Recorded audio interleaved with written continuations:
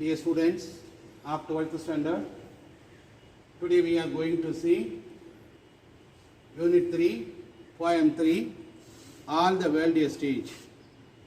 உலகம் ஒரு நாடக மேடை இல்லையா? உலகம் எனும் நாடக மேடையில் நான் ஒரு ரசிகன்.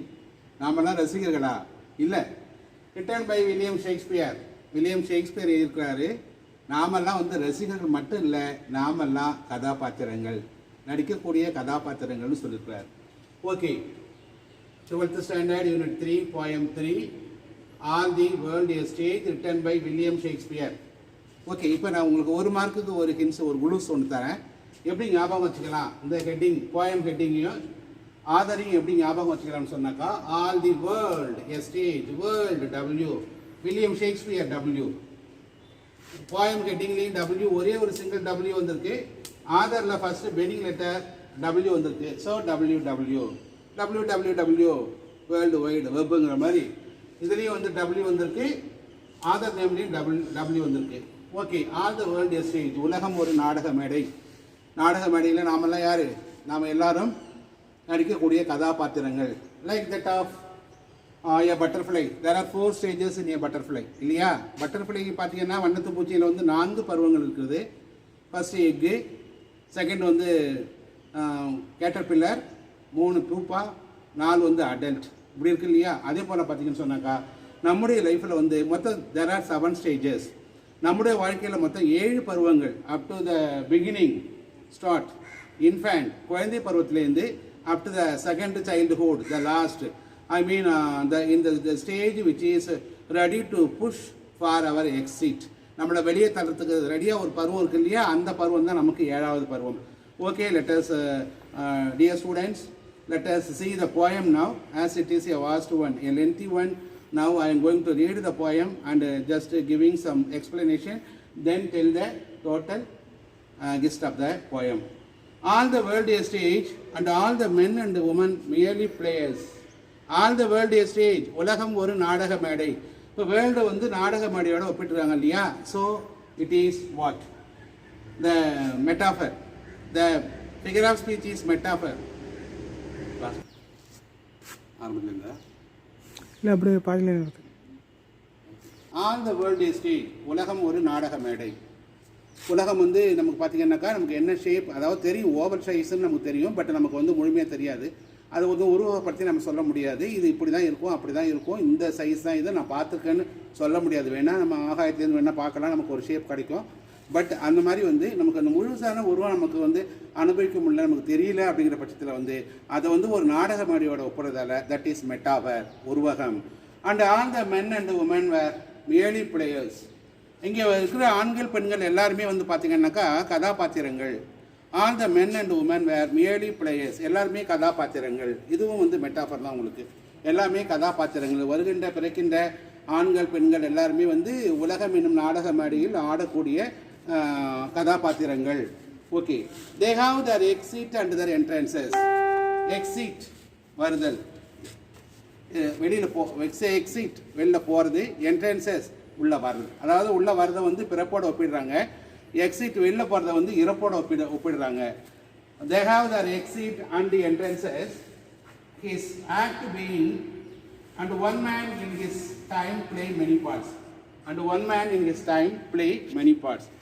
One man in his time play many parts. ஒரு மனிதன் பார்த்தீங்கன்னு சொன்னாக்கா அவனுடைய வாழ்க்கையில் பார்த்தீங்கன்னா நிறைய பாத்திரங்களை ஏற்று நடிக்கின்றான் அல்லது கடந்து செல்கின்றான். This is a fact for all the human beings, not only for men and women but also for all the living things.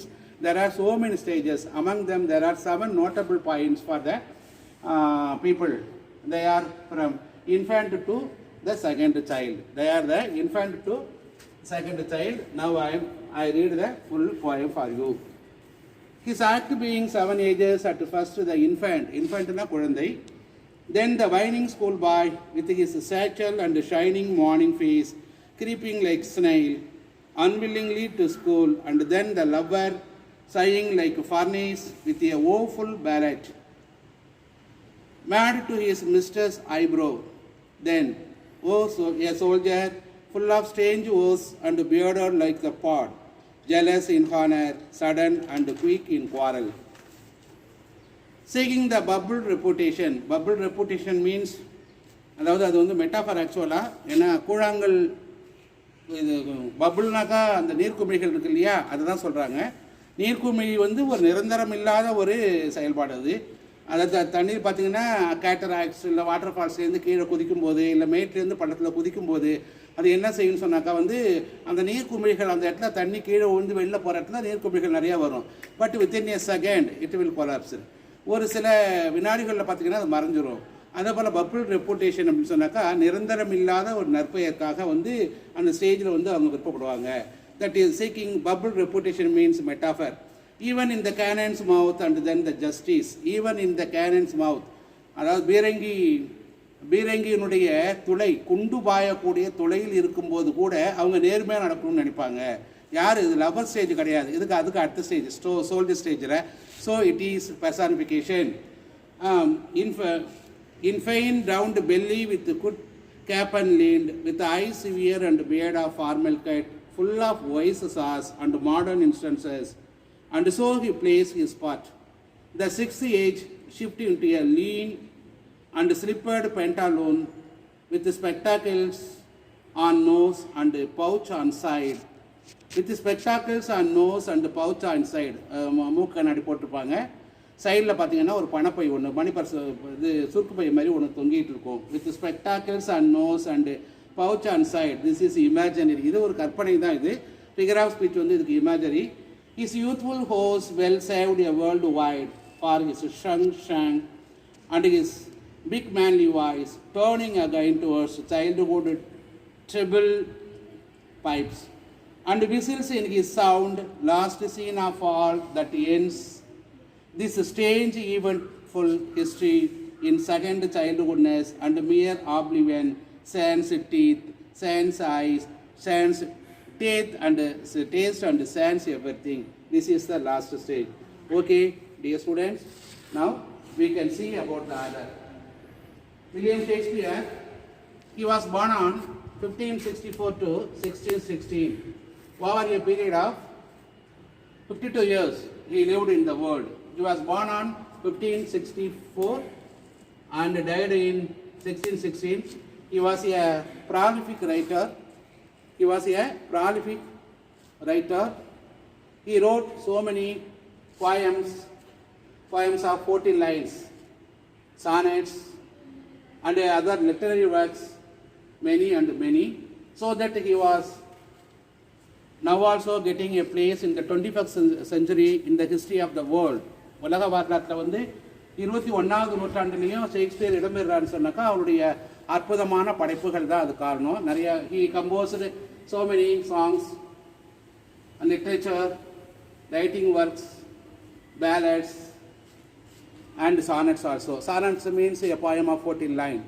Okay, dear students, let us see the 7 stages of the poem. The first one is infant. Infant means குழந்தை பருவம். குழந்தை பருவம் சொன்னாக்கா பிறந்த உடனே இருக்கு இல்லையா, அந்த குழந்தை தான். It is mewling and pucking in the hands of the nurse or in the hands of the doctor.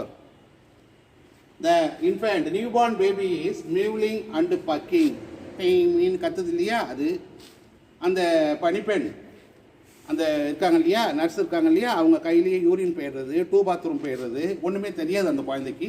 அவங்க கை காலெலாம் ஆட்டிக்கிட்டு இருக்கும், சத்தம் போடும், கத்தும், எதுவுமே தெரியாது. Infant, newborn baby, mewling and pucking in the hands of a nurse. The second one is the school boy. School going boy, starting from the age of 3. 3 வயசுலேயே ஆரம்பிச்சுடுது இல்லையா. He is like whining with his satchel, creeping like a snail, unwillingly go to school and whining with his satchel, a long bag with full of books, and on one side hanging a lunch bag with his lunch and side dish. That child, second schoolboy stage is whining and walking slowly, like creeping like a snail, or நத்தை போல மெதுவாக unwillingly go to school, விருப்பம் இல்லாமல் செல்ற பருவம் இரண்டாவது பருவம். The third stage is the lover stage. This is a stage we can mention sharply you. உங்களே சொல்லலாம் அந்த ஸ்டேஜ் வந்து lover stage. During this stage, the students are sighing like a furnace with a woeful ballad. Sighing like a furnace.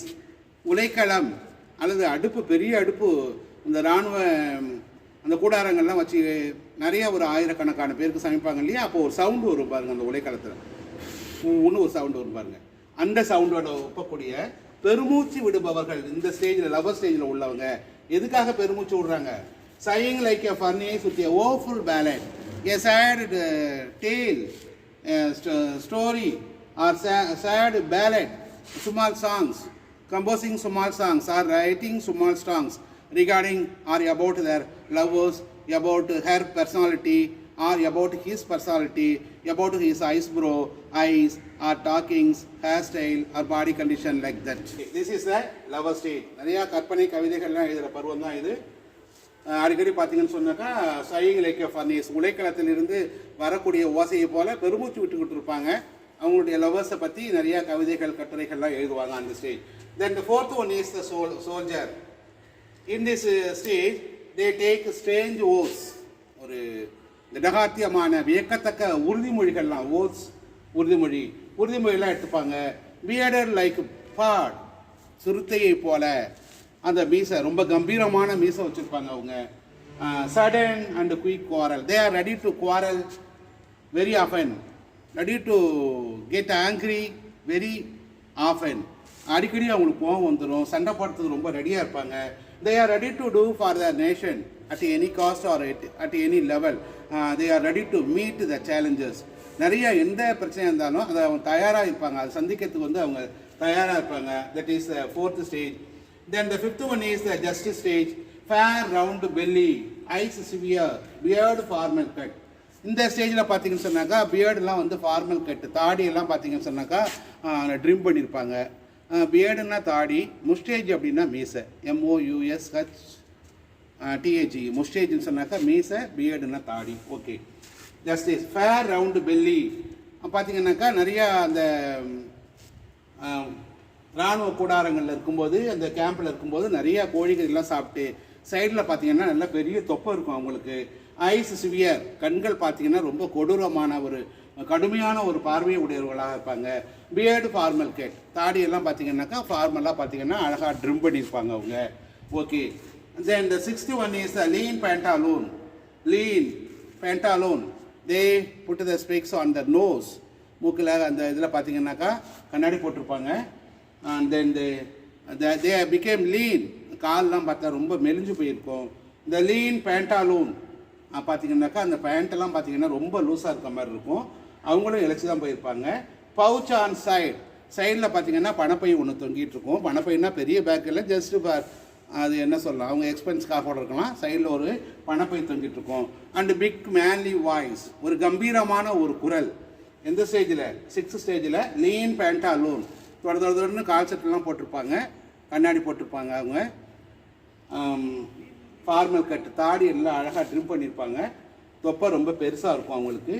கண்களை பார்க்கறதுக்கு ரொம்ப ஒரு கடுமையான பார்வை உடையதாக இருக்கும் அது. Okay. Then the seventh stage is the second childhood. ஏழாவது பருவம் இல்லையா, that is the stage it tries to exit us from the world life. நம்ம உலகத்துலேருந்து வெளில அனுப்புறதுக்கு ரெடியாக இருக்கிற பருவம் தான் அந்த ஏழாவது பருவம். Okay. during this stage, I mean the seventh stage is called as the second childhood stage.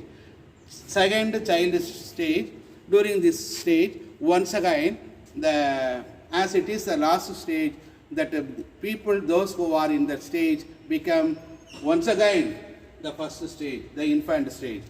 How it is compared? It is compared between the first and the last stage. Even in the first stage, there is no teeth, there is no clear eyesight, there is no taste, there is no clear talk, like that. Here also, during the second childhood, science everything. Science means without. Without everything, without the proper eyesight, without the proper smell, without the proper teeth, without the proper taste, they are wearing that off trousers, their body condition will become shrink, so that they are seems to be a jokes, a mockery, a fun at looking on them. அவங்கள பார்க்கறதுக்கு நமக்கு சிரிப்பு வர மாதிரி இருக்கும். கால் இந்த ட்ராயர்லாம் பார்த்தீங்கன்னா தொடமுடன் போட்டிருப்பாங்க, பல்லு உழுந்து போயிருக்கும், அந்த ருசி தெரியாது நாக்கில், சுமல் நல்ல ஒரு வாசனை அவங்க ஆட்டி நுகர முடியாது, கண் பார்வை குறைஞ்சிருக்கும். So this stage is the last stage. They are ready to exit from the world. இப்போ வந்து அவங்க உலக வாழ்க்கையை திறந்து முற்றிலுமாக தங்களுடைய கடைசி பயணத்துக்காக காத்துக்கிட்டு இருக்கவங்க தான் அந்த 7th stage. There's the quiet William Shakespeare, who is belonged to the Elizabeth and Jacobean period in England, marvelously explains the 7 stages of the manly life, and so thus he expresses, he conveys the message of various life, various enjoyable life of human beings, and thus he also consecrate each and every stage of manly life. ஒவ்வொரு பருவத்துக்கும் வந்து மகுடம் சூட்டியிருக்காருன்னு சொல்ல முடியும். Okay, dear students and teachers, with this we can come to the close, or we can come to the end of the poem. All the world a stage. World, William Shakespeare. Okay, see you, bye bye from your AR.